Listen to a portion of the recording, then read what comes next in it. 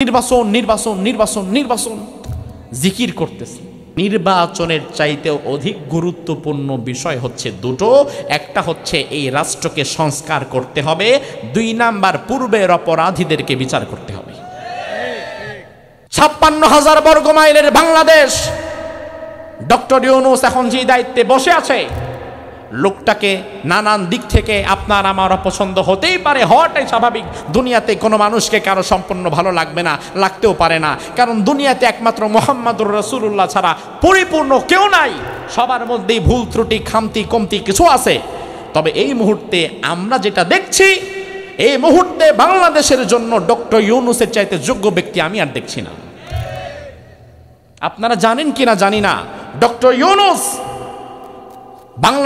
Bangladesh bank, যেটা Bangladesh bank থেকে পাচার হয়ে যাওয়া $25 বিলিয়ন, অর্থাৎ 2500 কোটি ডলার বাংলাদেশ ব্যাংক থেকে যেটা পাচার হয়ে গেছিল সেটা আবার ফেরত আনছে। রোহিঙ্গারা 15 বছর যাবৎ বাংলাদেশে থাকতেছে। 10 লাখ রোহিঙ্গা মায়ানমার থেকে বাংলাদেশে ঢুকে গিয়েছিল 2015, 16, 17 সালে। আমরা কিচ্ছু করতে পারি নাই, শুধু দোয়া করেছি আর সহায়তা করেছি। কিন্তু আমরা নিজেরাই তো গরিব। এর উপরে 10টা লাখ রোহিঙ্গা টেকনাফ তেতুলিয়া দখল করে আছে, টেকনাফ দখল করে আছে, কক্সবাজার চট্টগ্রামের বিভিন্ন জায়গা দখল করে আছে। 10 লাখ রোহিঙ্গা ঢুকছে। এখন রোহিঙ্গাদের সংখ্যা বাড়তে বাড়তে 15 থেকে 20 লাখ ছাড়িয়ে যাচ্ছে। এত রোহিঙ্গা, তারা তো বাংলাদেশের কেউ না, তারা পার্শ্ববর্তী দেশের মানুষ, বিপদে পড়ে আশ্রয় নিয়েছে। আমাদের উচিত তাদেরকে সারা জীবনে এই মাটিতে রেখে দেওয়া না, বরং তাদের বিপদ দূর করে তাদেরকে সসম্মানে তাদের বাড়িতে ফেরত পাঠানো। বিগত দিনে আমরা রোহিঙ্গাদেরকে মায়ানমারে পাঠাতে ব্যর্থ হয়েছি। আজ ডক্টর ইউনূস উপর মহল থেকে চাপ সৃষ্টি করেছে, ফলে মায়ানমারের সামরিক বাহিনীর প্রধান বলেছে আমরা অতি দ্রুত রোহিঙ্গাদেরকে ফিরিয়ে নেব। আগে আমরা 1,80,000 রোহিঙ্গাকে এখনই নিয়ে যাব। এটা আজকের খবর। 1,80,000 রোহিঙ্গা, প্রায় 2 লাখ রোহিঙ্গাকে নিতে মায়ানমার সরকার রাজি হয়ে গেছে। এটা হচ্ছে বিচ্ছিন্ন 2-1টা ঘটনা বললাম। আসলে আমি ডক্টর ইউনূসকে সাপোর্ট করছি না বলতে, ডক্টর ইউনূসের তো আলাদা কোনো দল নাই যে তিনি একটা দল করছে আমি সেই দলের নেতা বা দলের কর্মী, বরং আমি ডক্টর ইউনূসের ভালো কাজের বিষয়গুলোতে সাপোর্ট করছি। তার কারণ হচ্ছে ইসলাম আমাকে শিখিয়েছে তোমার ভিন্ন মতের কোনো ভাইও যদি কোনো ভালো কাজ করে তুমি তার কাজে বাধা দিও না, বরং তুমি তার ভালো কাজটাকে সাপোর্ট করে এগিয়ে নিয়ে যাও। আজ আমরা সবাই যদি হাতে হাত মিলিয়ে ডক্টর ইউনূসকে সাপোর্ট করে এগিয়ে নিয়ে যেতে পারি, আমার বিশ্বাস 55 বছরের পিছিয়ে পড়া বাংলাদেশকে ডক্টর ইউনূস আল্লাহর রহমতে আমাদের সহযোগিতায় 100 বছর পর্যন্ত টেনে নিয়ে যেতে পারবে। একেবারে ঈদের পরপরে আয়োজন, ঈদ গিয়েছে হয়তো 3-4 দিন হয়েছে, তাই না? 3 দিন হয়েছে। আচ্ছা, আজকে 4 দিন পড়েছে, মোটামুটি 4-5 দিন তো মোটামুটি ঈদ মনেই হয়। তার মানে এখনও ঈদের আমেজ পরিপূর্ণ কাটে নাই, ঈদের আমেজ এখনও কিছুটা রয়ে গেছে। আমি তো এবছর ঈদ করলাম মক্কাতুল মুকাররমায়, ঈদের নামাজ পড়লাম সেখানে। ঈদ করে ঈদের পরদিন বাংলাদেশে এসেছি। পৃথিবীর 3টি দেশ সফর করলাম এই রমজানে, বাহরাইন, মিশর, এরপরে মদিনাতুল মুনাওয়ারা মক্কাতুল মুকাররমা সফর করে বাংলাদেশে আসলাম। তবে সবচেয়ে বড় বিষয় হচ্ছে নিজ মাতৃভূমি ছেড়ে দুনিয়ার অন্য কোনো জায়গায় ঈদ করলে আসলে ঈদ মনে হয় না। এটা আমি খুব ভালোভাবে টের পাইছি। আমি দেখলাম কি ব্যাপার, আজকে একটা ঈদের দিন, মক্কা মদিনায় আবার ঈদের নামাজ হয়ে যায় ফজরের ঘণ্টাখানিকের ভেতরে। ফজরের নামাজ শেষ, মুসল্লিরা কেউ ওঠে না, বসে থাকে। সূর্যটা যখন উঠে যায়, একটু আলো আধারটা কেটে একটু আলোর দেখা মিললেই সাথে সাথে এদের সালাত দাঁড়িয়ে যায়। এজন্য এই বছর আপনারা যারা দেখেছেন আপনারা জানেন, মক্কা এবং মদিনায় রমজানে এই বছর রেকর্ড সংখ্যক মানুষ হয়েছে। কয় লক্ষ মানুষ হয়েছে জানেন? বলেন তো দেখি। আচ্ছা, আমি আপনাদের সহজ করে দিই। মক্কা এবং মদিনায় ঈদের জামাত আদায় করেছে। মক্কাতুল মুকাররমায় ঈদের জামাতের মুসল্লির সংখ্যা ছিল এই বছর 50 লক্ষ। আমি অবাক হই, সুবহানাল্লাহ বলি, আল্লাহ, 50 লক্ষ মানুষ একটা জায়গায় ঈদের নামাজ পড়ছে। এজন্য রাত থেকে ফজরের 1 ঘন্টা পরে ঈদের নামাজ, যারা ঈদের নামাজে অংশগ্রহণ করতে চেয়েছে তারা রাত থেকে চলে এসেছে। এখন আমার হোটেল যেহেতু কাছাকাছি, আমি চিন্তা করলাম যে এক কাজ করি, মোটামুটি আমি একটু খুব কাছাকাছি, ইমাম সাহেবের কাছাকাছি গিয়ে বসতে চাচ্ছি। ইমাম সাহেবকে না দেখে ওয়াজ শুনতে তো ভালো লাগে না, হুজুর একটু কাছাকাছি গিয়ে বসবো। এই চিন্তা থেকে হোটেল থেকে আমি মোটামুটি গোসল করে কাপড় চোপড় পরে, রাত বাজে তখন 2:30টার দিকে আমি চলে গেছি যে একবার ইমাম সাহেবের সামনাসামনি আমি বসবো, কাছাকাছি বসবো, আজকে ঈদের নামাজটা সরাসরি দেখে দেখে পড়বো। এই চিন্তা থেকে আমি রাত 2:30টার দিকে ঈদের নামাজের জন্য বের হলাম। বের হওয়ার পরে দেখি সর্বনাশ, আমার জায়গা যেখানে হয়েছে এটা হচ্ছে 2 কিলোমিটার দূর। আমি চিন্তা করলাম, আল্লাহ, আমি তো এক পাগল, 2:30টার দিকে বেরোইছি ঈদের নামাজ পড়ার জন্য। এখন আপনাদের এই মাঠে ধরেন ঈদের নামাজ হবে, মসজিদে ঈদের নামাজ হয়, আপনাদের হয় না? হয়। এখন 2:30টার দিকে দেখলেন চাচা মোটামুটি কাপড় চোপড় পরে মসজিদের দিকে যাচ্ছে। আপনি বললেন, চাচা কই যান? কই দিন নামাজ পড়তে? কবে পাগল হয়েছে নাকি? ঈদ কই? আর এখন উনি সাজে কাজে ঈদের নামাজ পড়তে যায়। আমাদের মসজিদ আর ঈদগাহ মাঠের অবস্থা হচ্ছে, ঈদের নামাজের টাইম যদি থাকে 8:30, মুসল্লি আসে 9:30টায়। হেইলা দুইলা খেলতে, এরপর খাইতে দাইতে কোনো মতে আস্তে ধীরে আইসা 1 ডাকাত পায়, আরেক ডাকাত আবার মাসবুক হওয়ার সম্ভাবনা থাকে। এজন্য ইমাম সাহেব একটু পর পর ঘড়ি দেখে আর বলে, এই আর 10 মিনিট, আর কিন্তু অপেক্ষা করবো না, এই সর্বশেষ আর 5 মিনিট, একদম খেলা কিন্তু শেষ করে দেব, এইতে সময় শেষ। এভাবে ডাকতে ডাকতে ঘর থেকে টাইনা বের করে আনতে হয় জমিদারদের, আসতে চায় না। আমি 2:30টার দিকে গেলাম যে ইমাম সাহেবের সামনাসামনি বসবো, গিয়ে দেখি সর্বনাশ, 2 কিলোমিটার দূরে আমি, রাস্তাঘাট ব্লক, পুলিশ আটকায় দিয়েছে। আমি চিন্তা করলাম, আল্লাহ, ভাগ্য ভালো আমি রাত্রে ঘুমাই নাই, আর এই চিন্তা করি নাই যে ফজরের পরে ঈদগাহ মাঠে শরীক হব। এই চিন্তা করলে মোটামুটি আমার সৌদি আরবের বর্ডারের পরে দাঁড়াইতে হইতো। তো আল্লাহ সুবহানাহু ওয়া তাআলা আপনাদের মধ্য থেকে এখনো পর্যন্ত যারা মক্কার মুসাফির হতে পারেন নাই, আল্লাহর ঘর দেখতে পারেন নাই, আজকের এই মাহফিলের শুরুতে আমরা দোয়া করছি, আল্লাহ তাআলা, যে মানুষগুলো আজকে এখানে একত্রিত হয়েছে এই গরমের মধ্যে কষ্ট করে প্যান্ডেলের নিচে বসে আছে, তোমাকে ভালোবেসে, তোমার কোরআন ভালোবাসে, মেহেরবানি করে এই মানুষগুলোকে মৃত্যুর আগে অন্তত একবার হলেও তোমার ঘরটা সচক্ষে দেখার ব্যবস্থা করে দিও। এটা ওয়াকাযা রাব্বুকা আল্লা তা'বুদু ইল্লা ইয়্যাহু ওয়া বিল ওয়ালিদাইনি ইহসানা ইম্মা ইয়াবলুগান্না ইনদাকাল কিবারা আহাদুহুমা আও কিলাহুমা فلا تقل لهما أف ولا تنهرهما وقل لهما قولا كريما واخفض لهما جناح الذل من الرحمة وقل رب ارحمهما كما ربياني صغيرا সবাই মিলে একটু জোরে বলেন তো আল্লাহু আকবার। আল্লাহ রাব্বুল আলামিন কোরআনুল কারীমের সূরা বনী ইসরাঈল এই সূরার 23 এবং 24 নম্বর আয়াতে কারিমা আমি আপনাদের সামনে তেলাওয়াত করেছি। রাব্বুল আলামিন আয়াতগুলো থেকে আমাদের জীবনের জন্য প্রয়োজন এমন কিছু কথা আমাকে বলার, আপনাদেরকে শোনার এবং পরিশেষে উভয়কেই আমল করার তৌফিক যেন দান করে, বলেন আমিন। রব্বুল আলামিন প্রথমে বললেন ওয়াকাযা রাব্বুক, وقضى ربك ألا تعبدوا إلا إياه রব্বুল আলামিন সূরাত বনী ইসরাঈলের 23 নম্বর আয়াতের প্রথমেই বললেন ওয়াকাযা রাব্বুকা, তোমার রব কাজী হয়ে বিচারক হয়ে একটা ফয়সালা লিখে দিয়েছেন। আমার ভাইরা লক্ষ্য করেন শব্দটার প্রতি, কাযা রাব্বুক, কাযা থেকে কাজী, কাজী মানে বিচারক।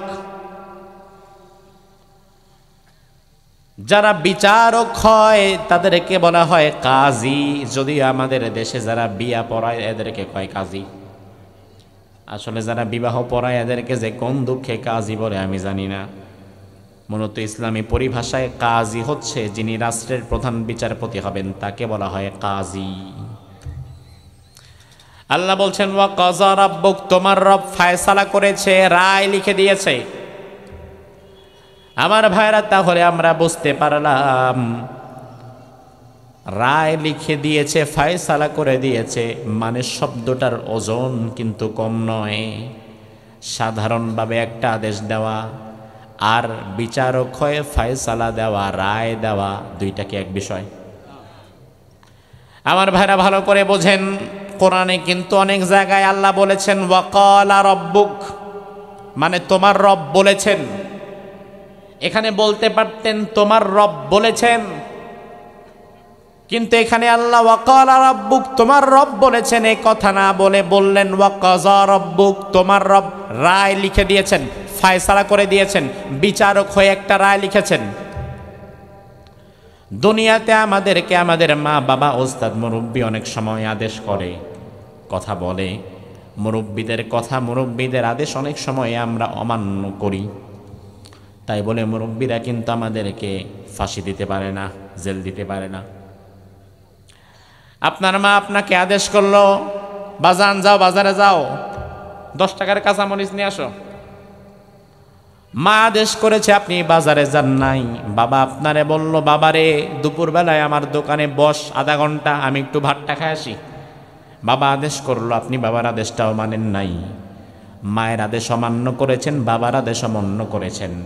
মা বাবার আদেশ অমান্য করলে মা বাবা কিন্তু আপনারে ধমক দিবে, বকা দিবে, সর্বোচ্চ একটা মাইর দিতে পারে, থাপ্পড় দিতে পারে।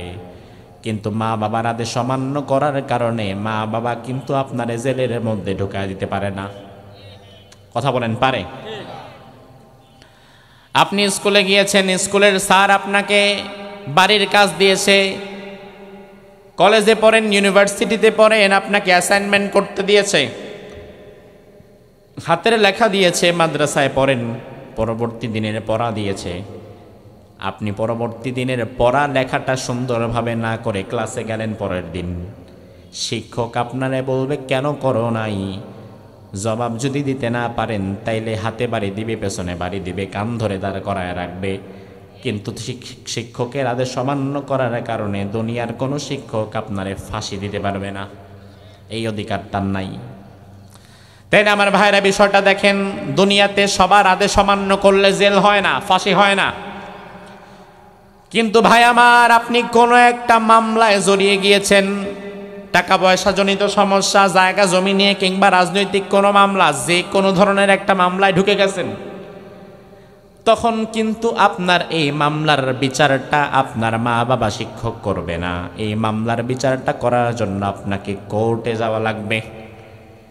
এই মামলা নিয়ে আপনি চলে গেলেন হাইকোর্টে, হাইকোর্ট থেকে রায় দেওয়া হলো, আপনি যদি হাইকোর্টের রায় এবং মা বাবার রায় কিন্তু এক না, মা বাবার আদেশ অমান্য করেছেন, সমস্যা নাই, বকা দিবে, থাপ্পড় দিবে।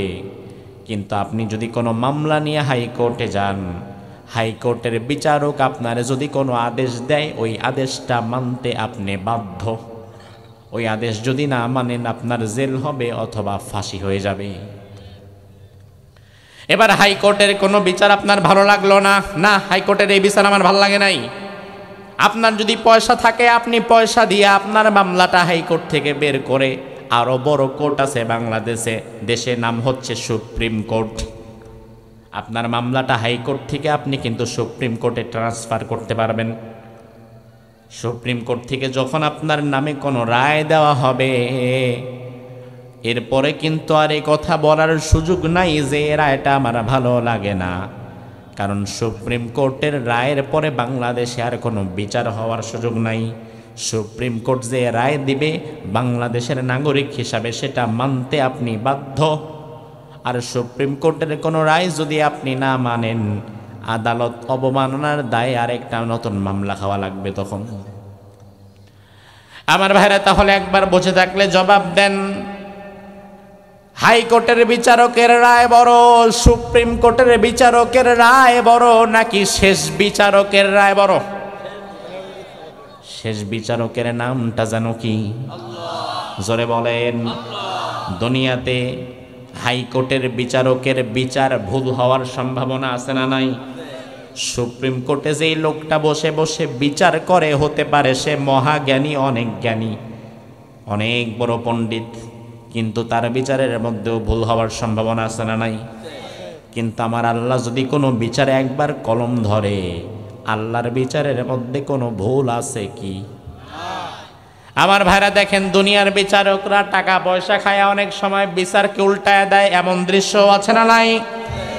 বিগত দিনে আমরা দেখেছি বাংলাদেশের অনেক বড় বড় বিচারক, প্রধান বিচারপতির দায়িত্ব এক সময় তারা পালন করেছে, অনেক বড় বিচারক, অনেক বড় ডিগ্রিধারী, কিন্তু যতগুলা রায় দিয়েছে চোখ বন্ধ করে দিয়েছে। এবং বহু বিচারকের রায়ের কারণে বাংলাদেশে বহু মজলুম মানুষগুলোর জেল হয়েছে, ফাঁসি হয়েছে। বহু বিচারকের ভুল রায়ের কারণে বিশ্বনন্দিত মুফাসসিরের মতো ব্যক্তিকেও মিথ্যা মামলার আসামি হইয়া জেলের ভিতরে থেকে মরে যাওয়া লেগেছে। এমন কত বিচারক আছে মিথ্যা রায় দেয়, মিথ্যা রায় লেখে উল্টাপাল্টা ভাবে। ও বিচারক সাবধান, বিচারক কিন্তু শুধুমাত্র হাইকোর্ট সুপ্রিম কোর্টের বিচারক না। বিচারকদের ব্যাপারে হাদিস এসেছে, ভালো করে শুনেন। আল্লাহর হাবিব বলেন, দুনিয়াতে যারা বিচারক হয়, ওই বিচারকেরা যখন অন্যায়ভাবে কোনো রায় দেয়, ইনসাফ যদি করতে না পেরে জুলুম করে বসে, ওই বিচারককে কিয়ামতের ময়দানে আল্লাহ তাআলা জাহান্নামের এমন গর্তের মধ্যে ফেলে দিবেন যে গর্তের নিচে যেতে যেতে তার 70 বছর সময় লেগে যাবে। এবার আপনি আপনার দিকে তাকান, শুধুমাত্র হাইকোর্টের বিচারক বিচারক নয়, শুধুমাত্র সুপ্রিম কোর্টের বিচারক বিচারক নয়, বরং গ্রামে গঞ্জে আমাদের এলাকায় বিভিন্ন জায়গায় যারা মাতবাড়ি করে, দুই পক্ষের মধ্যে যারা বিচার সালিশ করে, এরাও তো বিচারক। গ্রামে গঞ্জে হাইকোর্টের বিচারক আসে না, গ্রামের ঝামেলায় সুপ্রিম কোর্টের বিচারকও আসে না। তবে গ্রামের ঝামেলাগুলো মিটিয়ে দেওয়ার জন্য কিছু মুরব্বী এবং মাতবররা থাকে, এবং বিভিন্ন জায়গায় মাতবর সাহেব এক পক্ষের থেকে টাকা পয়সা খায়া অন্যায়ভাবে আরেক পক্ষের বিরুদ্ধে একটা রায় দিয়ে দেয়, আছে না নাই? ও বিচারক, তুমি সাবধান। আল্লাহ যদি কখনো তোমার বিচারকের দায়িত্ব দেয়, যদি ইনসাফ করতে না পারো, বিচার করার কোনো দরকার তোমার নাই। যদি বিচারে হাত দাও তাইলে ইনসাফ করবা, আর যদি মনে করো আমার দ্বারা ইনসাফ হবে না, তাইলে তুমি বিচারক হওয়ার যোগ্য নয়, ছেড়ে দাও, দরকার নাই, আমি বিচার করতে পারবো না। কারণ আমার ভাইয়েরা লক্ষ্য করেন, ইসলামী শরিয়াতে বিচারকের মূল নীতি হচ্ছে, কোনো বিচারক যদি কোনো আসামিকে ভুল করে মাফ করে দেয়, এটা জায়েজ আছে। ভুল করে মাফ করে দিলাম, এটা জায়েজ। কিন্তু কোনো বিচারক যদি কোনো মানুষকে ভুল করে শাস্তি দিয়ে দেয়, এটা হারাম। বিষয়টা একটু ভালো করে বুঝবেন। আমার কাছে একজন লোক আসছে, লোকটা চুরি করেছে, আর আপনি আসছেন তার বিচারের জন্য। আপনি বললেন, হুজুর আপনারা আমি বিচারক মানলাম, আমার ঘরে গতকাল রাত্রে চুরি হয়েছে, চুরি করছে আমার ধারণা এই ব্যক্তি। আমি বলবো, আপনি দেখছেন? হ্যাঁ আমি দেখছি, তবে ভালোভাবে তার চেহারাটা দেখতে পারি নাই, পেছন দিক থেকে দেখছি। এবার আমি যদি বিচারের দায়িত্বটা নেই, আমি একটু ইনকোয়ারি করব, জাস্টিফাই করব, যাচাই বাছাই করব, সাক্ষী সুবুত একটু নেড়ে চেড়ে দেখব। এই মুহূর্তে চোর বানায়া যেই ব্যক্তির উপস্থিত করা হয়েছে সে যদি খুব চালাক চতুর হয়, চটপট করে কথা বলে, আসলে যদি সে চুরি করেও থাকে কিন্তু যার ঘরে চুরি করেছে সে উপযুক্ত সাক্ষী আনতে পারে নাই, আর চোর বেটা অনেক সুন্দর সুন্দর কথা বলেছে, এমনভাবে কথা বলেছে যার দ্বারা প্রমাণ হয় সে চুরি করেই নাই, অন্যদিকে যার ঘরে চুরি হয়েছে তার কাছে উপযুক্ত প্রমাণও নাই। এখন আমি যদি চোরটাকে মাফ করে দেই ভুল করে, যদিও সে চোর কিন্তু আমি বুঝতে পারি নাই, আমি ভুল করে তারে মাফ করে দিয়েছি, এটা জায়েজ আছে? কিয়ামতের ময়দানে আল্লাহ আমারে ধরবে, এই বিচারক, অমুক দিন একটা বিচার করেছিলা, বিচারের সময় যে লোকটা চুরি করেছে তুমি তারে কেন মুক্তি দিয়ে দিয়েছো, শাস্তি কেন দেও নাই? আমার তখন আল্লাহর কাছে বলার সুযোগ আছে, আয় আল্লাহ, ওই লোকটা যার ঘরে চুরি হয়েছে সে সহজ সরল, সে কোনো সাক্ষী আমার দরবারে আনতে পারে নাই। অন্যদিকে যে চুরি করেছে সে খুব চালাক, এমনভাবে আমার সামনে তথ্য উপস্থাপন করেছে যাতে প্রমাণ হয় সে আসলে চুরি করে নাই। আয় আল্লাহ, আমি ভুল করে তাকে মাফ করে দিয়েছি, শাস্তি দিতে পারি নাই, তবে তার শাস্তি দেওয়ার এখনও তো সুযোগ আছে, আমি তো ভুল করে মাফ করে দিয়েছি, মেহেরবানি করে শাস্তিটা এখন তুমি দিয়ে দাও। সুযোগ আছে না নাই? আমার ভাইরা এবার লক্ষ্য করেন, যার ঘরে চুরি হয়েছে ওই ব্যক্তি চোর ব্যক্তিকে নিয়ে আসছে আমার কাছে, চোর মনে করে, আসলে সে চুরি করে নাই। গ্রামের একজন ভালো মানুষকে সবাই চোর মনে করেছে, অথচ লোকটা চুরি করে নাই, কিন্তু লোকটা নিরীহ, তার পক্ষে কোনো সাক্ষী নাই, সহজ সরল। আর বাকি আপনারা অনেকেই মিথ্যা সাক্ষ্য দিলেন, বেটা চুরি করেছে, ডাকাতি করেছে, এই করেছে সেই করেছে, সবার সাক্ষী মিথ্যা সাক্ষী শুনে এই লোকের পক্ষে আমি আর কোনো প্রমাণ পেলাম না। এবার এই মুহূর্তে আমি যদি তারে ভুল করে শাস্তি দিয়ে বসি, কিয়ামতের ময়দানে এই ব্যক্তি আল্লাহর দরবারে দাঁড়ায় বলবে, আল্লাহ, আমার নামে গ্রামের এই মানুষগুলা মিথ্যা অপবাদ দিয়েছিল, আর এই লোকটা বিচারক হিসাবে গ্রামের মধ্যে আমার শাস্তি দিয়েছিল, এই লোকটা আমার পুলিশের হাতে তুলে দিয়েছে, আদালতের মধ্যে আমার নামে মিথ্যা সাক্ষী দিয়েছে, আমার 5 বছরের জেল হয়েছে, 10 বছরের জেল হয়েছে। আয় আল্লাহ, আমার জীবনের 5টা বছর 10টা বছর এখন আমারে ফেরত দিতে বলো।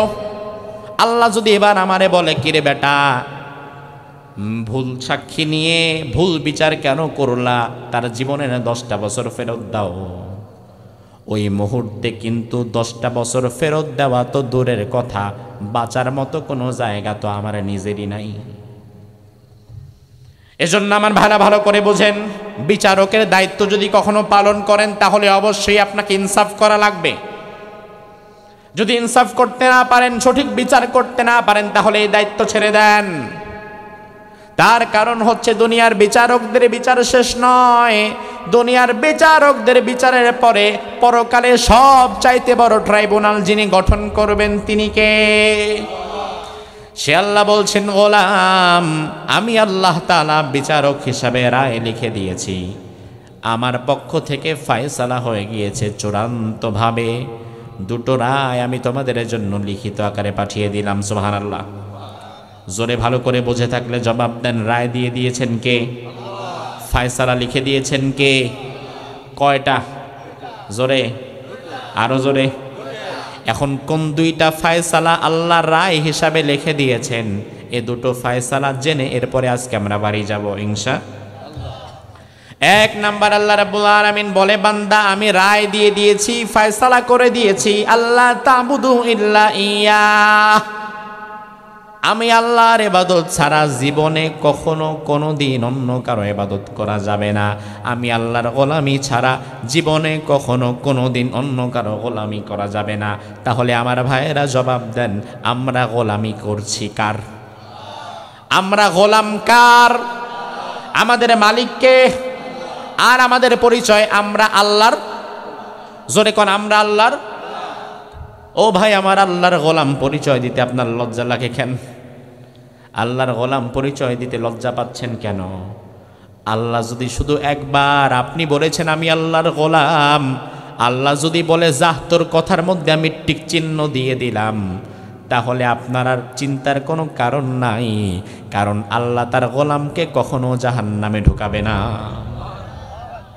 তাহলে আল্লাহর গোলামের কাতারে আমাদের নামটা ঢুকাবার দরকার আছে না নাই?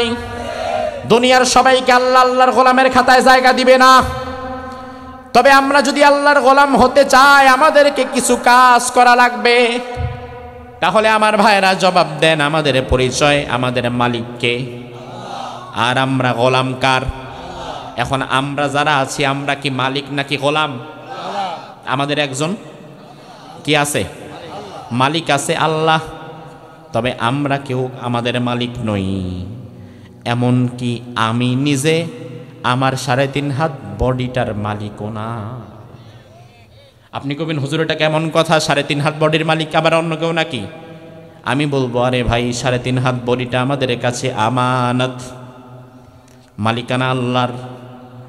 আল্লাহ 3.5 হাত বডির মালিক যে আপনারে বানাই নাই তার প্রমাণ হচ্ছে শরীরে এমন অঙ্গ আছে যেগুলো আপনার কথা মতো কাজ করে। যেমন হাত, আমি যদি হাতে চেয়ারে দেই, ইচ্ছা করে দিলাম, হাত আমার কথা শুনেছে। আমি এই হাতে চেয়ারে দিলাম, ইচ্ছাকৃতভাবে এই হাত আমার কথা শুনেছে। পা আগে বাড়ালে পা আমার কথা শোনে। তবে শরীরে এমন কিছু জায়গা আছে যেটা আমার কথা শোনে না। আমি যদি কানটারে এই মুহূর্তে হাত দিয়ে ধরা ছাড়া এভাবে মস্কায় ফেলতে চাই, কান আমার কথা শুনবে না।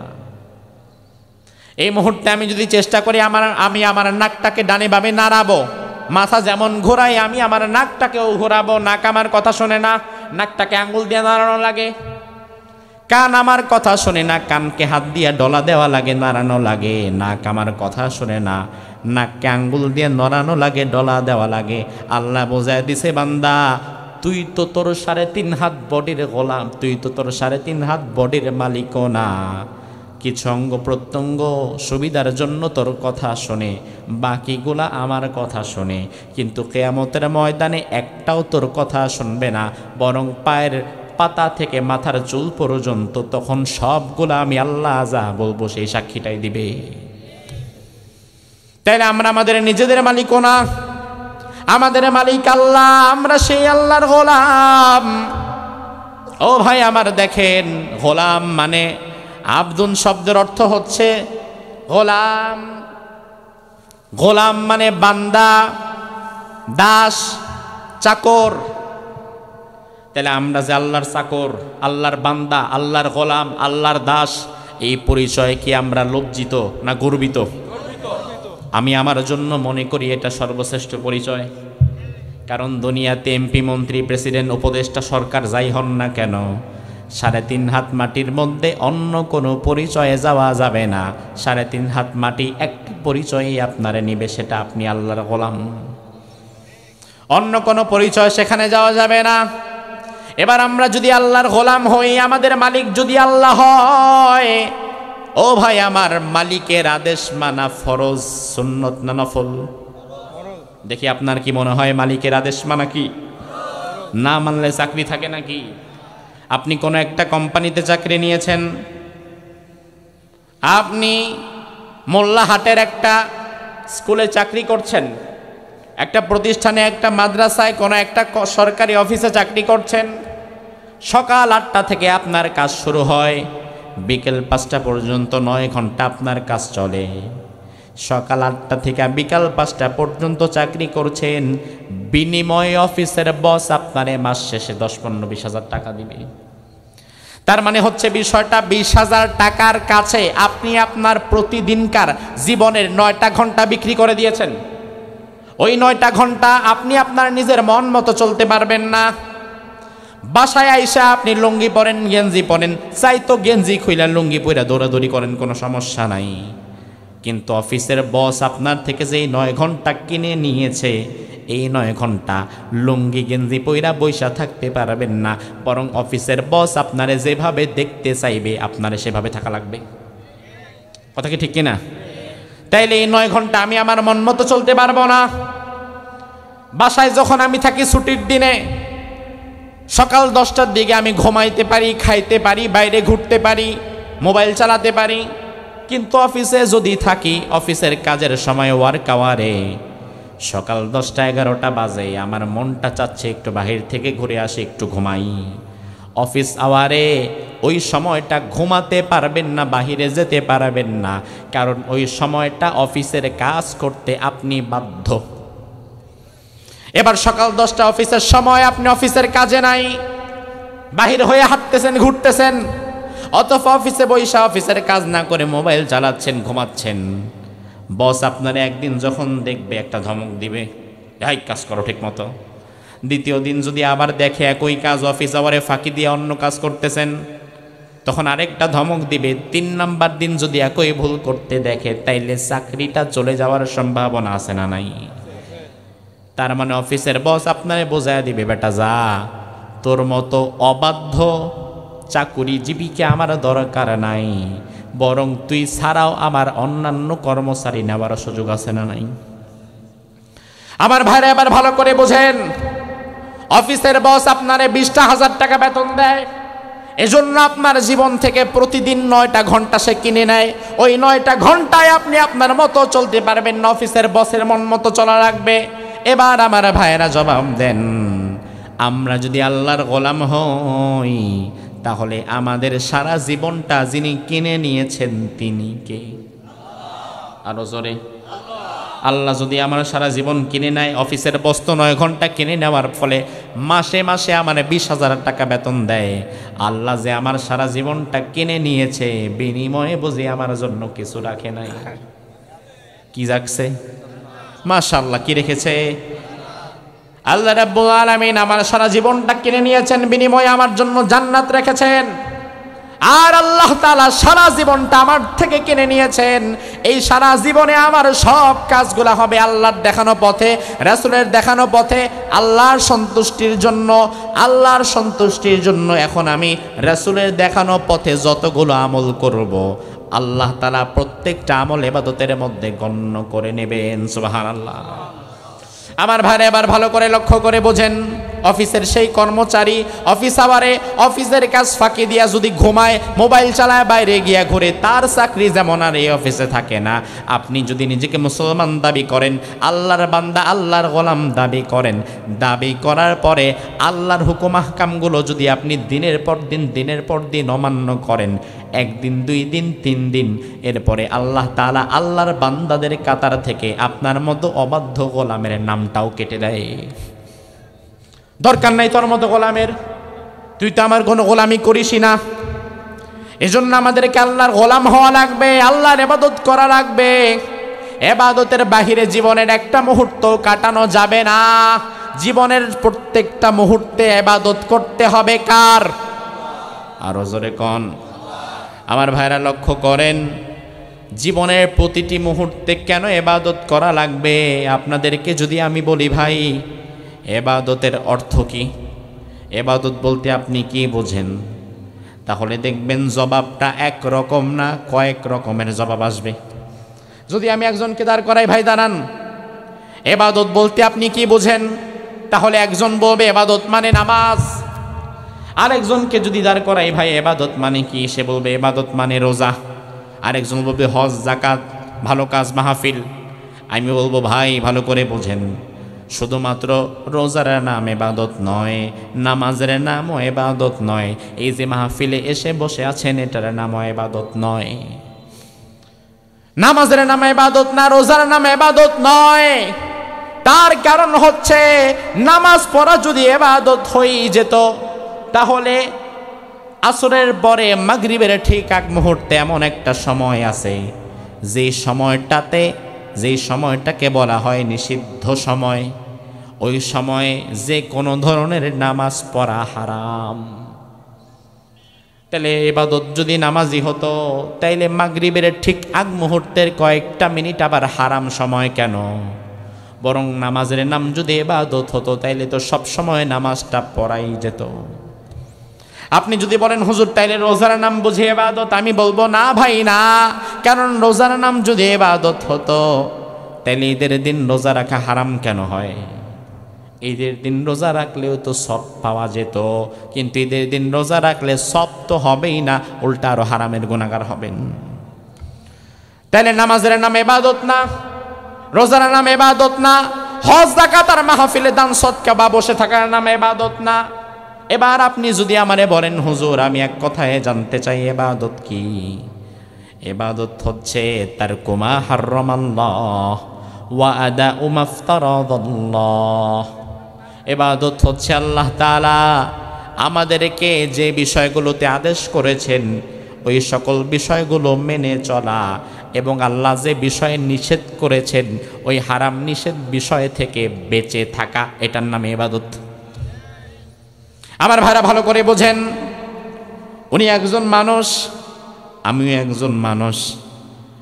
এবার আপনি যদি আমারে ভাগ ভাগ করে ফেলেন, যেমন এই যে আমার এটার আলাদা একটা নাম আছে না নাই? জোরে কোন এটার নাম কি? আর কি আলাদা করে কেটে ফেললেন, হাতের নাম কিন্তু মানুষ না।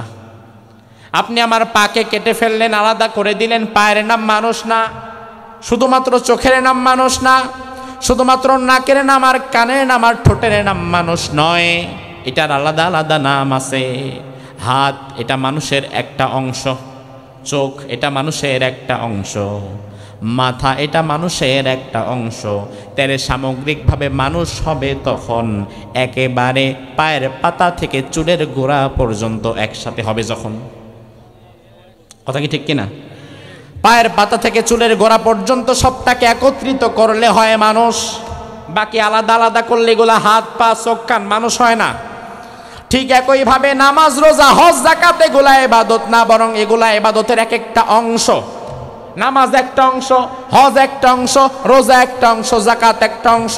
সামগ্রিকভাবে আল্লাহ যা আমাকে আদেশ করেছে এবং যা হারাম করেছে, আল্লাহর আদেশগুলো মেনে নেওয়া এবং হারাম থেকে বেঁচে থাকার নাম ইবাদত। ঠিক কিনা? এবার আপনি যদি আমারে বলেন হুজুর তাহলে এই ইবাদত আমার করা লাগবে কতদিন? জবাবটা কোরআনের কারিমের মধ্য থেকে নিয়ে নেন। আমার আল্লাহ বললেন ওয়াবুদ রাব্বাকা হাত্তা ইয়াতিয়াকাল ইয়াকিন। দুনিয়াতে তুমি বাঁচবা যতদিন, ইবাদত করা লাগবে তোমারে ততদিন। সুবহানাল্লাহ। এবার আমার ভাইরা একটু বুঝে থাকলে জবাব দেন। প্রথম পয়েন্টের আলোচনা আমাদের শেষ। আমরা একমাত্র ইবাদত করব কার? আরো জোরে। কতদিন বাঁচবেন? যতদিন জীবিত থাকবো, যতদিন ততদিন আমি একমাত্র আমার আল্লাহর গোলামি করব, আমার আল্লাহর ইবাদত করব। আল্লাহর ইবাদত, আল্লাহর গোলামি জীবনের এক জায়গায় না, সব জায়গায়।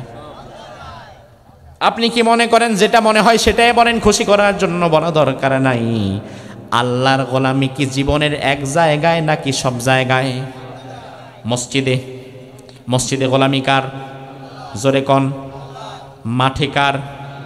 ঘরে কার? সমাজে কার? ব্যবসায় কার?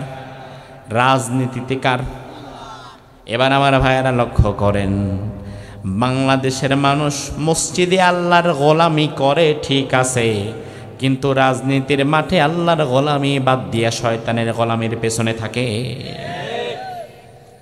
মসজিদে আল্লাহর গোলামি করে সমস্যা নাই, ওই একই মানুষ যখন ব্যবসার মধ্যে আসে, ব্যবসার মধ্যে আল্লাহর গোলামি না কইরা ব্যবসার মধ্যে সুদের মধ্যে ঢুকে যায়, ওজনে কম দেয়, খাদ্যে ভেজাল দেয়, মানুষরে ধোকা দেয়, তাহলে ব্যবসার মধ্যে লোকটা আল্লাহর গোলামি করলো না শয়তানের? লোকটা মসজিদে যখন নামাজ পড়ে, রুকু সিজদা ঠিক মতো করে, আল্লাহর গোলামি করে, ওই লোকটারে যখন রাজনৈতিক নেতা বানায় দিবেন, রাজনৈতিক নেতা হওয়ার পরে জনগণের ঘাড়ে পাড়া দিয়া জনগণের পয়সা নিয়ে বিদেশে পালায় চলে যায়, এমন নেতা আছে না নাই? তাইলে রাজনীতির মধ্যে ওই লোকটা গোলামি করছে কি আল্লাহর না শয়তানের? তাইলে বাংলাদেশের মানুষ অধিকাংশ ক্ষেত্রে আল্লাহর গোলাম হতে পারে না, বরং অধিকাংশ বাংলাদেশের মানুষ তারা শয়তানের গোলাম হইয়া বসে আছে। আপনি বলবেন হুজুর এটা কেমন কথা, শয়তানের গোলাম বললেই হইল নাকি? আমরা তো আল্লাহর গোলাম। আমি বলবো আরে না ভাই, বাংলাদেশের সব মানুষ আল্লাহর গোলাম নয়, বরং অধিকাংশ মানুষ শয়তানের গোলাম। প্রমাণ দিচ্ছি আমি আপনাকে, হাতে কলমে বুঝে নেন। দিনে রাত্রে মিলায়া আমাদের কাছে আল্লাহ সময় দিয়েছে 24টা ঘন্টা। 24 ঘন্টার মধ্যে 5 ওয়াক্ত ফরজ নামাজ, ফজর, জোহর, আসর, মাগরিব, এশা, 5 ওয়াক্ত ফরজ নামাজ যদি আপনি ঠিক মতো পড়েন, 5 ওয়াক্ত ফরজ নামাজের ফরজগুলো মিলাইলে সর্বোচ্চ 1 ঘন্টার বেশি হবে না। কথা হয় না? তাহলে 24 ঘন্টার 5 ওয়াক্ত নামাজ যদি আমি ঠিক মতো পড়ি, তাইলে 24 ঘন্টার 1 ঘন্টা আমি আল্লাহর গোলাম হলাম, আল্লাহর ইবাদত করলাম। আর বাকি 23 ঘন্টা আমার অর্থনীতি, ব্যবসা নীতি, পরিবার, আমার রাজনীতি সব আছে। ওই ব্যক্তি যখন পরিবারে যায় তখন পরিবারে পর্দা করায় না।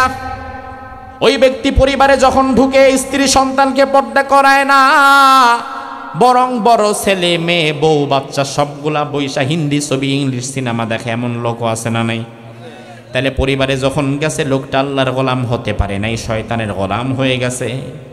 এই লোকটা যখন ব্যবসায় যায় তখন সে ব্যবসার মধ্যে ওজনে কম দেয়, খাদ্যে ভেজাল দেয়, ওজনে কম দিয়া খাদ্যে ভেজাল দিয়া লোকটা আল্লাহর গোলাম না হইয়া শয়তানের গোলাম হয়ে গেছে। এই লোকটা আবার রাত্রিবেলা যখন মিছিল মিটিংয়ের প্রস্তুতি নেয়, রাজনীতির মধ্যে আসে, তখন তার রাজনীতি আল্লাহ রাসূলের দেখানো পথে মানবতার কল্যাণের জন্য নয়, বরং আল্লাহ রাসূলের দেখানো পথ বাদ দিয়া অন্য কোনো ভণ্ড নেতার পথ ধরে রাজনীতি করে যেন 2 পয়সা কামানো যায়। তাইলে লোকটার রাজনীতিও আল্লাহর গোলামির মধ্যেই থাকলো না, শয়তানের গোলামির মধ্যে পড়ে গেল। তাইলে বিষয়টা হচ্ছে 24 ঘন্টার 1টা ঘন্টা আপনি নামাজ তো ঠিকই পড়েছেন, 1টা ঘন্টা আপনি আল্লাহরে দিছেন, আর 23টা ঘন্টা শয়তানের হাতে পড়ে গেছে। আমার ভাইরা, আমি আপনাদেরকে একটু বোঝাই, বাংলাদেশের সবচাইতে বেশি আম হয়, সুস্বাদু আম হয় কোন জেলায়? রাজশাহী। আরেকটা জেলা আছে তার পাশে, চাপাই নবাবগঞ্জ, সাতক্ষীরা হতে পারে। তবে রাজশাহী, চাপাই নবাবগঞ্জের আম সবচাইতে সুস্বাদু এবং সবচেয়ে বেশি আমের ফলন সেখানে হয়। রাজশাহী, চাপাই আমার অসংখ্য মাহফিল, কালকেও সেদিকে মাহফিল। রাজশাহী, চাপাই নবাবগঞ্জের এক আম ব্যবসায়ী, আমার বড় কাছের মানুষ, একদিন এক আমের বাগানে আমি তাকে নিয়ে ঢুকলাম। 3000 আম গাছ একটা বাগানে, 3টা সারিতে 3000 আম গাছ, এক সারিতে 1000। কি বিরাট বাগান চিন্তা করেন, পায়ে হেঁটে দেখা সম্ভব না। তার মোটর সাইকেল দিয়ে ঘোরা মানে দেখাচ্ছে এত বিরাট বিরাট আম বাগান। ঘোরাতে ঘোরাতে যখন আম বাগানের মাঝখানে আসলাম, মাঝখানে এসে দেখি আবার 2টা সুন্দর বড় বড় নারিকেল গাছ ডাব ধরেছে। আমি বললাম, কিও ভাই, এত আম গাছের মধ্যে আবার 2টা নারিকেল গাছ লাগাইছেন কেন? হুজুর, এটা আমার বড় শখ, আমার নারিকেল গাছ ভাল লাগে, তবে ব্যবসার কারণে আম বাগান করি। আমার ভাইরা এবার লক্ষ্য করেন, ওই রাজশাহীর আম বাগানে, চাপাই নবাবগঞ্জের সেই আম বাগানে আমের গাছের সংখ্যা কত? 3000। কত? 3000 আম গাছ, কিন্তু মধ্যখানে নারিকেল গাছ আছে না নাই? সংখ্যা কত? জোরে। 2টা আম গাছ, 3000 নারিকেল গাছ 2টা। এবার আপনার কাছে আমি জানতে চাই, 3000 আম গাছের মধ্যে 2টা নারিকেল গাছ থাকায় ওই জায়গাটার নাম এখন আম বাগান না নারিকেল বাগান? কথা কন না। আপনি কি তাকে নারিকেল বাগান বলবেন?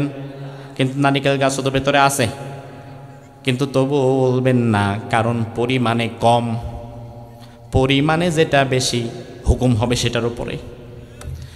3000 আম গাছের মধ্যে 2টা নারিকেল গাছ থাকলে ওই জায়গাটা যেমন নারিকেল বাগান না হয়ে আম বাগানই হয়, একইভাবে দিনে রাত্রে 24 ঘন্টা 23 ঘন্টা শয়তানের পেছনে রাজনীতি করলা, শয়তানের পেছনে ব্যবসা করলা, শয়তানের দেখানো পথে রাজনীতি করেছো, ব্যবসা করেছো, আর 1টা ঘন্টা তুমি নামাজ পড়েছো।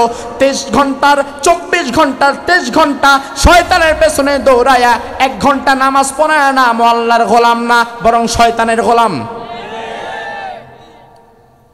আল্লাহর গোলাম যদি হতে চাও, 1টা ঘন্টাও আল্লাহর হুকুমের বাহিরে যাওয়া যাবে না, বরং তোমার দিনে রাতে 24টা ঘন্টা, 24টা ঘন্টাই চলা লাগবে কার হুকুমে? আমার ভাইরা, কথা লম্বা করার সময় নাই, শুধুমাত্র ইবাদতের বিষয়ে আলাদা মিনিমাম 2 ঘন্টা আলোচনা করা দরকার। তবে আজকে যেহেতু এত সময়ও নাই, আরেকটা পয়েন্ট ধরতে হবে, জন্য আমরা এখানে ইবাদতের প্রসঙ্গটা স্টপ করে দিলাম। 2 নম্বরে আল্লাহ বলে, বান্দা 2টা রায় আমি লিখে দিয়েছি। 1 নাম্বার রায় হচ্ছে আমার গোলামি করবা, আমার ইবাদত করবা। আর 2 নাম্বার রায় হচ্ছে ওয়াবিল ওয়ালিদাইনি ইহসানা। এবার একটু মনটাকে নরম করে ফেলেন। আমার আল্লাহ বলছে, বান্দারে 2 নাম্বার রায় আমি লিখলাম, তোমরা দুনিয়ার সব মানুষ তোমাদের পিতামাতার প্রতি সর্বোচ্চ শ্রদ্ধা প্রদর্শন করবা, পিতামাতার প্রতি সর্বোচ্চ ইহসান তোমরা করবা। রব্বুল আলামিন বলেন,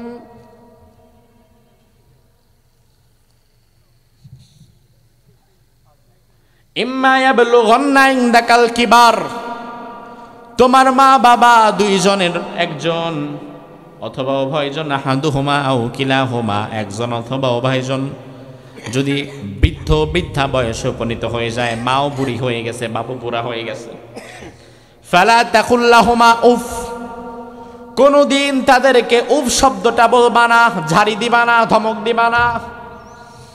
ও ভাই আমার, তার কারণ হচ্ছে মা বাবা যতদিন যুবক থাকে ততদিন সমস্যা নাই। মা বাবা যখন বুড়ো হয়ে যায়, 70-80 বছরের বুড়ো বাবা শিশুর মতো হয়ে যায়। বাচ্চা শিশু যেমন একটা কথা বারবার জিজ্ঞেস করে, ওই 70-80 বছরের বুড়ো বাবাটা বারবার একই কথা জিজ্ঞেস করে। আমার ভাইরা লক্ষ্য করেন, বুড়া মানুষ ভুলে যায়, স্মৃতিশক্তি নষ্ট হয়ে যায়। ছেলের ডাক দিয়ে বলে, বাবা জসিম বাজারে যাও। হ্যাঁ বাবা যাই। আচ্ছা আমার জন্য একটা গ্যাস্ট্রিকের ওষুধ নিয়ে এসো, গতকাল থেকে গ্যাস্ট্রিকের ব্যথাটা বাড়ছে। আপনি ওষুধ নিয়ে আসলেন, একটু পরে ওষুধ খাওয়ায় দিলেন। আপনার বাবা দেখবেন বিকেল বেলায় আবার বলবে, বাবা জসিম কি বাজারে যাও? কয় হ্যাঁ যাই। ওই যে আমার জন্য একটা গ্যাস্ট্রিকের ওষুধ আনতে বলছিলাম, আনছো নাকি? ওষুধ আপনার বাবা দুপুরে খাইয়েছে কিন্তু ভুইলা গেছে, এজন্য আপনারা আবারও বলতেছে, বাবা ওষুধটা আইনো। আপনি বললেন, বাবা আনছি তো, আপনি খাইছেন মনে নাই? ও আচ্ছা তাই নাকি, খাইছি নাকি। রাত্রেবেলা আবার দেখবেন খাবারের সময় বলবে, বাবারে একটা গ্যাস্ট্রিকের ওষুধ না আনতে বলছিলাম, আনছো নাকি। এই মুহূর্তে দেখবেন আপনার বিরক্ত চলে আসবে, আপনি ধমক দিয়ে বলবেন, হাই বারবার এক কথা বলেন কেন? ওষুধ না দুপুরবেলা আনছি, আপনি না খাইছেন মনে নাই? চুপ করে বসে থাকেন, চুপ করে খান, আরেকটা কথা বলবেন না। এমনি ব্যবসায়িক চাপে আছি। আমার আল্লাহ বলে, বান্দা খবরদার, ও বান্দা তুই ছোটবেলায় ফিরে যা।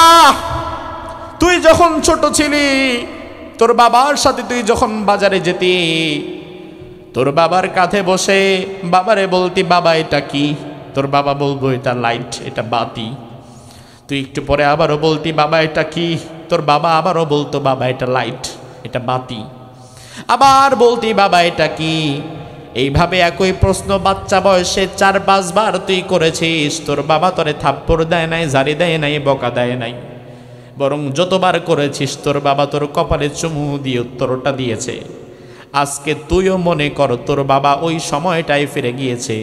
তোর বাবা যদি একটা প্রশ্ন 10 বার করে, ধৈর্য সহকারে 10টা বার জবাব দেওয়ার নামই ইহসান। ঝাড়ি দিবা না, ধমক দিবা না, মা বাবার জন্য দোয়া করবা। ও ভাই আমার, আমার আল্লাহর হাবিব বলেছেন, রিদুল্লাহি ফি রিদুল ওয়ালিদাইন ওয়া সাখাতুল্লাহি ফি সাখাতিল ওয়ালিদাইন।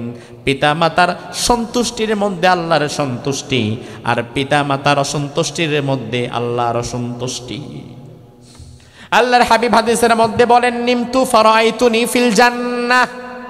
আমি একদিন ঘুমায় গেলাম, স্বপ্নের মধ্যে আমি দেখলাম আমি জান্নাতের মধ্যে হাঁটছি। সুবহানাল্লাহ কয় না? রাসূল বলেন, আমি দেখলাম আমি জান্নাতে হাঁটছি। ফাসামিআতু, শোনেন, ফাসামিআতু সাওতা কারি ইয়াকরাউল কুরআন। আমি শুনতে পেলাম জান্নাতে আমার পরিচিত একটা আওয়াজ ভেসে আসছে। আমার পরিচিত সাহাবীদের কে যেন জান্নাতের মধ্যে কোরআন তেলাওয়াত করছে। আমি জিজ্ঞেস করলাম, মান হাযার রাজুল? ও জিবরাইল, কে জান্নাতে কোরআন তেলাওয়াত করে? জিবরিল আমিন আমারে বললেন, ইয়া রাসূলুল্লাহ, হাযা হারিসা ইবনু নুমান।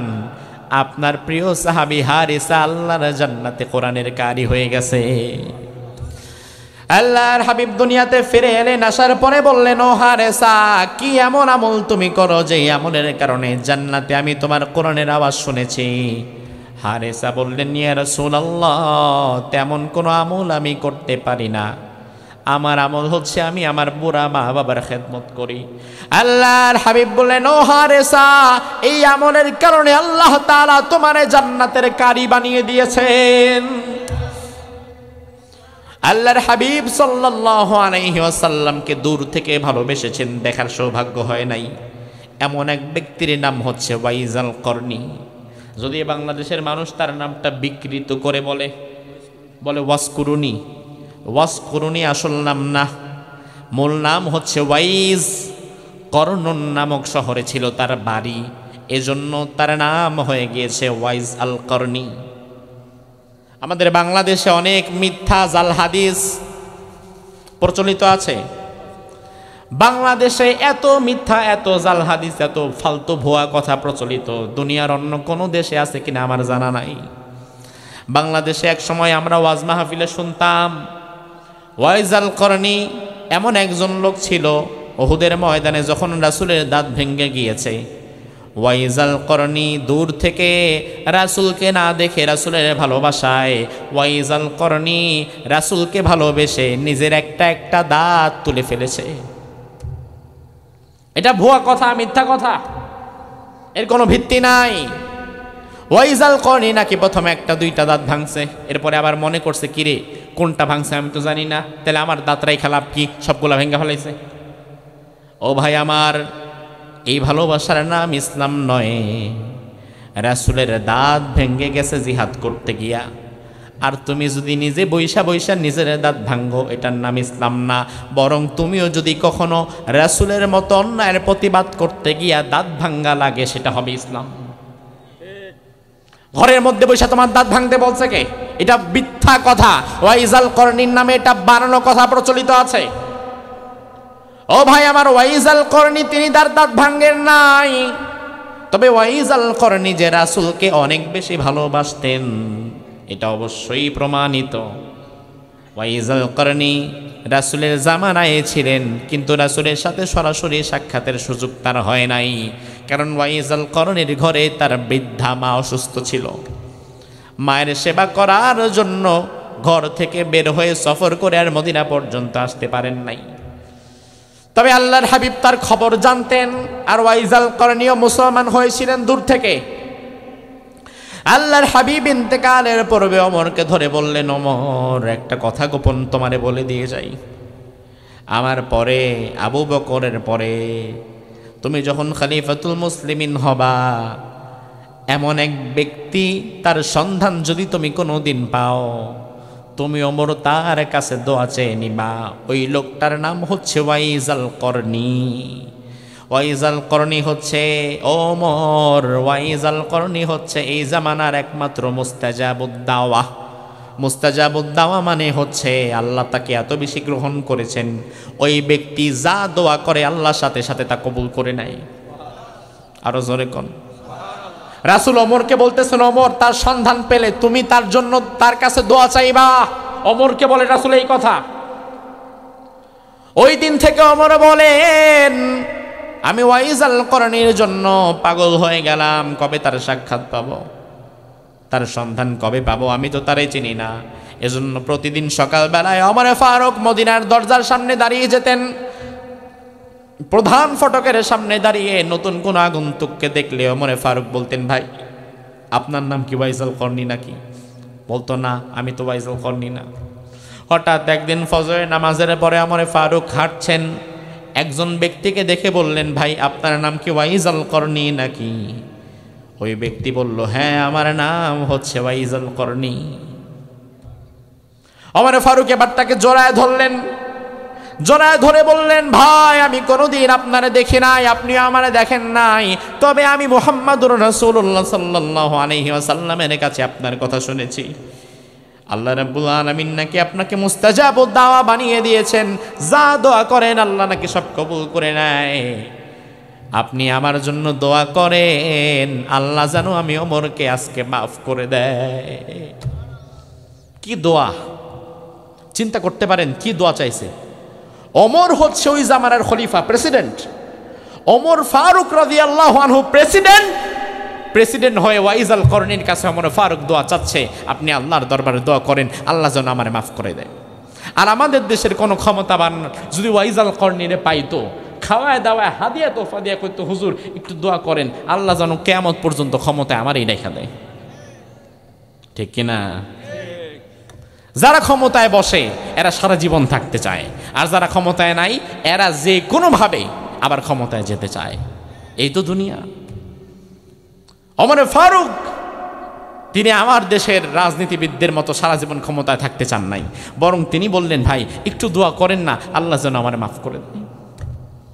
কারণ এই ক্ষমতা, যেই ক্ষমতার পেছনে তুমি দৌড়ে দৌড়ে যৌবন শেষ করেছো, জীবন শেষ করেছো, জীবনে রাজনীতি করতে গিয়ে অনেক কিছু হারাইছে, বাড়িঘর হারাইছে, জায়গা জমি হারাইছে, মান সম্মান হারাইছে। রাজনীতি করতে গিয়ে রাজনীতি করতে করতে করতে করতে বুড়া হয়ে গেছে, তবুও তার একবার ক্ষমতায় যাওয়ার খুব ইচ্ছা। সেটা হালাল ভাবে হোক আর হারাম ভাবে হোক, মানুষকে কষ্ট দিয়ে হোক আর মানুষকে মেরে হোক, প্রয়োজনে ক্ষমতায় যাওয়ার জন্য আর ক্ষমতায় থাকার জন্য কয়েক লক্ষ মানুষকে মেরে ফেলতেও প্রস্তুত, এমন মানুষ আছে না নাই? তার মানে লোকটা ক্ষমতার জন্য উন্মাদ হয়ে গেছে, পাগল হয়ে গেছে, খালি নির্বাচন নির্বাচন নির্বাচন নির্বাচন জিকির করতেছে। অথচ আমার ভাইরা, বর্তমান বাংলাদেশে আসলে সবচেয়ে গুরুত্বপূর্ণ বিষয় আমি যেটা মনে করি, আপনারা একমত হবেন কিনা জানি না, নির্বাচনের চাইতেও অধিক গুরুত্বপূর্ণ বিষয় হচ্ছে দুটো। একটা হচ্ছে এই রাষ্ট্রকে সংস্কার করতে হবে, 2 নাম্বার পূর্বের অপরাধীদেরকে বিচার করতে হবে। 56,000 বর্গ মাইলের বাংলাদেশ, ডক্টর ইউনূস এখন যে দায়িত্বে বসে আছে, লোকটাকে নানান দিক থেকে আপনার আমার অপছন্দ হতেই পারে, হওয়াটাই স্বাভাবিক।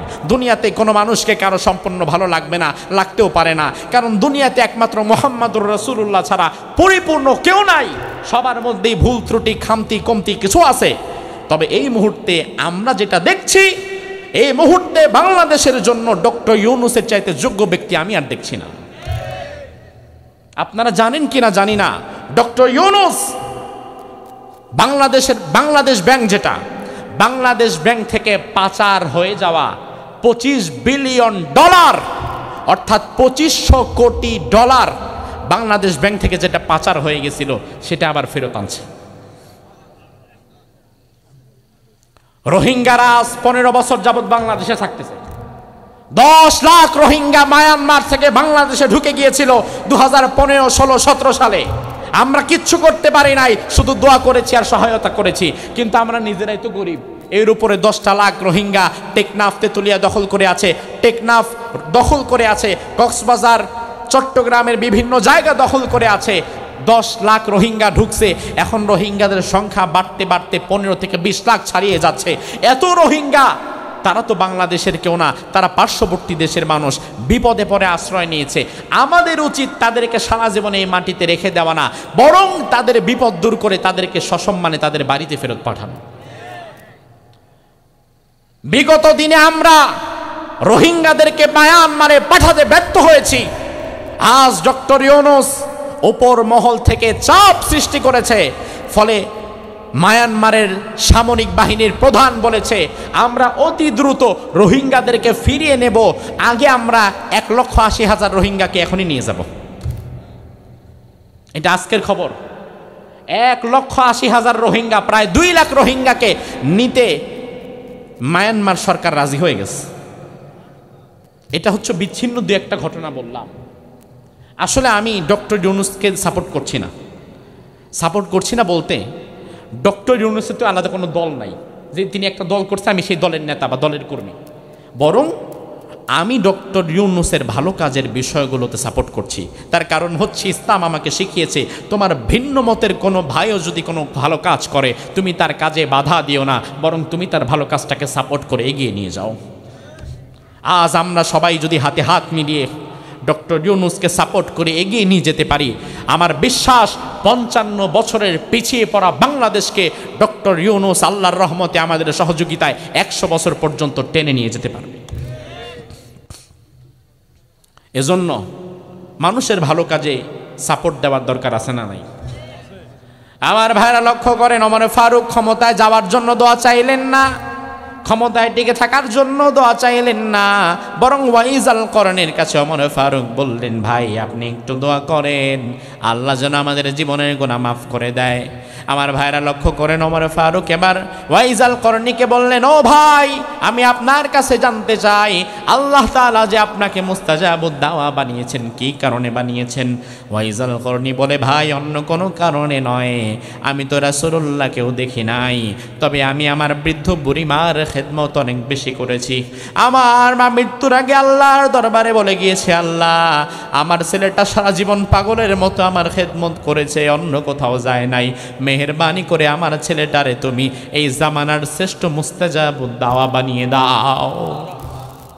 এজন্য পিতা মাতার খেদমত যদি আপনি আমি করি, আমাদের ভাগ্য যিনি সুপ্রসন্ন করে দিবেন তিনি কে?